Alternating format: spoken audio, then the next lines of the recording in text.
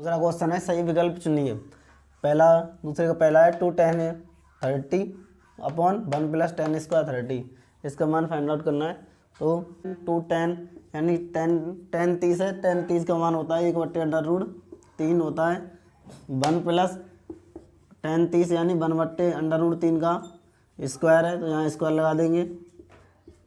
और ये 2 × √3 तो 2/√3 1, 1 का स्क्वायर होगा 1 और √3 का स्क्वायर हो जाएगा तो अंडर हट जाएगा यानी 3।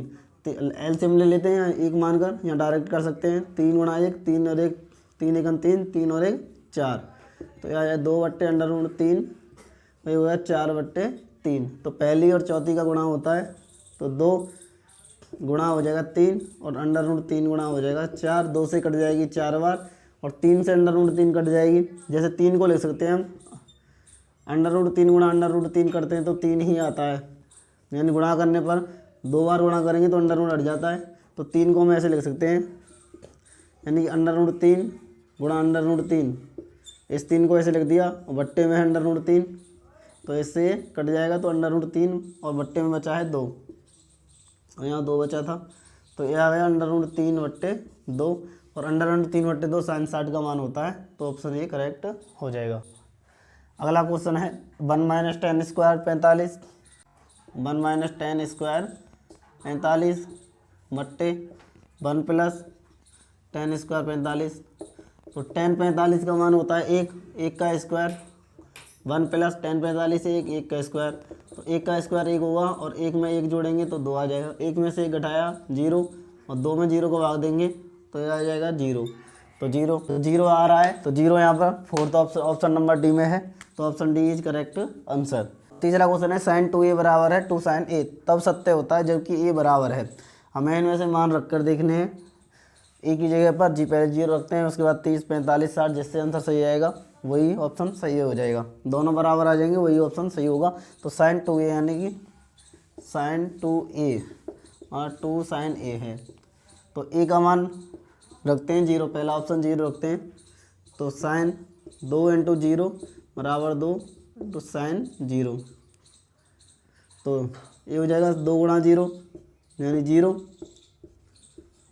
और ये 2 sin 0। sin 0 का मान होता है 1, sin 0 का मान होता है 0 और यहाँ sin 0 का मान 0 और 2 × 0 करेंगे तो 0, तो पहला ऑप्शन सही आ रहा है, तो पहला ऑप्शन सही हो जाएगा। अब है 2 tan 30 यानी कि इस बार को करते हैं, तो tan 30 का मान होता है 1/√3 बट्टे 1 - tan 30 यानी 1/√3। 2 घात लग रही तो इस पर भी घात लगा देते हैं, 2 × 1 2 √3, तो 1 - 1 √3 का स्क्वायर √3 का स्क्वायर हो जाएगा 3।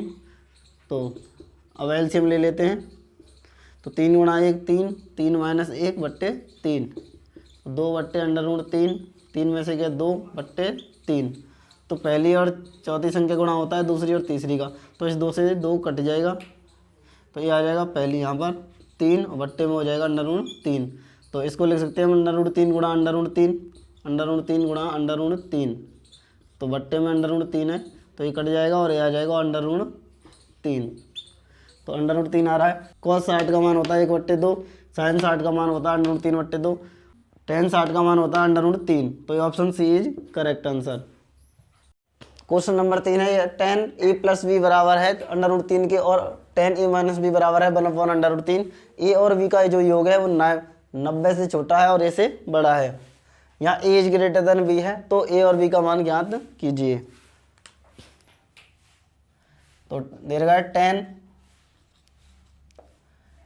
a + b इक्वल दे रखा है इक्वल है √3 के, तो tan a + b। अब इसको लिख देंगे हम tan के फॉर्मूले में, इसको tan के रूप में लिखेंगे, यानी √3 मान होता है किसका, tan 60 का मान होता है √3, तो 3 को लिख सकते हैं tan 60। यहाँ पर tan से tan कट जाएगा और a + b बराबर इक्वल आ जाएगा 60 के, तो इसको दे देते हैं इक्वेशन फर्स्ट। अब जो दूसरा दे रखा है tan a - b इक्वल है 1/√3 के, तो टेन ए माइनस बी इक्वल हो जाएगा 1/√3 मान होता है 10, 30 का मान होता है ये, तो यहाँ लिख देंगे 10 30, 10 से 10 कट जाएगा, ए माइनस बी बराबर आ जाएगा 30 के। इसको दे देते हैं इक्वेशन सेकंड।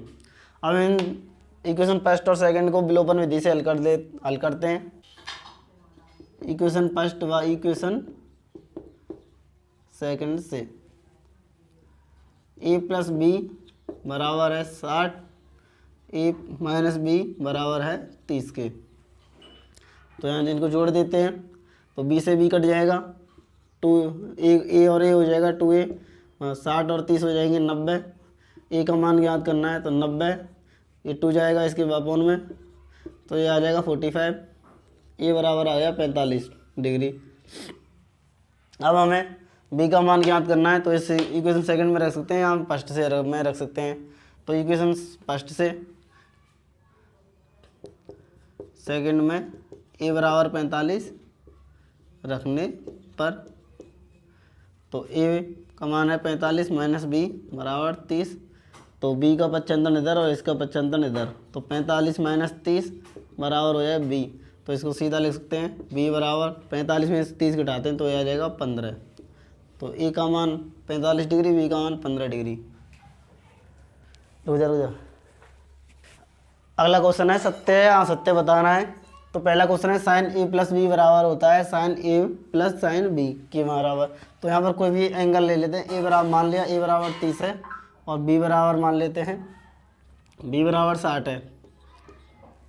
तो ए का मान 30 और बी का मान 60 ले लिया, तो यहाँ पर रखते हैं। तो साइन ए प्लस बी यानी कि 30 प्लस 60 इक्वल साइन ए लिया है 30 और बी का मान लिया है 60।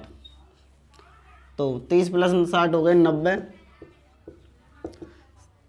साइन 30 का मान होता है 1/2, साइन 60 का मान होता है √3/2, साइन 90 का मान होता है 1। अब इनको जोड़ते हैं, वैसे भी पता चल रहा है कि 1 के बराबर वैसे भी नहीं आएगा, एलसीएम आ जाएगा 2, 1 प्लस √3।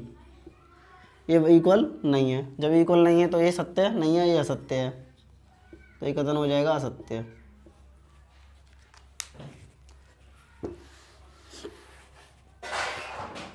थीटा में वृद्धि होने के साथ साइन थीटा के मान में वृद्धि होती है, यानी कि साइन की टेबल लिखते हैं।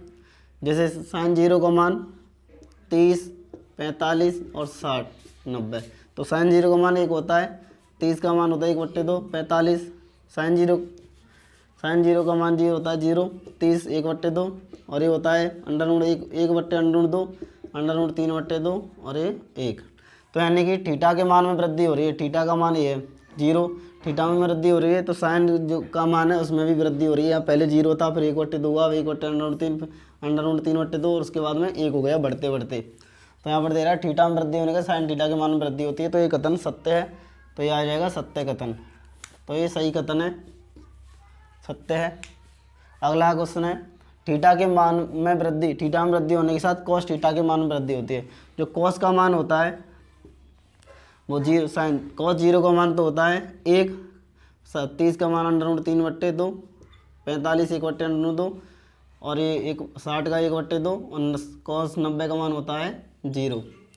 तो यहाँ पर थीटा के मान में वृद्धि करने पर कॉस के मान में कमी आ रही है, यानी पहले 1 था और फिर 0 हो गया चलते बढ़ते बढ़ते। तो थीटा में वृद्धि होने के साथ कॉस थीटा के मान में वृद्धि नहीं होती है, बल्कि कमी होती है, तो ये कथन असत्य है। थीटा के सभी मानों पर साइन थीटा बराबर कॉस थीटा है, तो यानी थीटा के सभी मानों पर साइन थीटा और कॉस थीटा बराबर नहीं है। साइन 0 का मान 0 है और कॉस 0 का मान 1 है, तो ये बराबर नहीं है, तो ये कथन हो जाएगा असत्य। तो अब 5वां क्वेश्चन है ए बराबर 0 पर कॉट ए परिभाषित नहीं है। तो कॉट 0 का मान अपरिभाषित ही होता है, 0 पर ये कॉट परिभाषित नहीं होता है, परिभाषित होता है, तो ये कथन सत्य है।